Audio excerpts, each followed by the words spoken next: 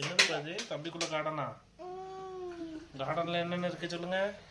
Park ஊஞ்சல் இருக்கு, கொடை இருக்கு, அப்படி விளையாடு இருக்கு, இது ஆட்டம் இருக்கு, இது லாக்கு.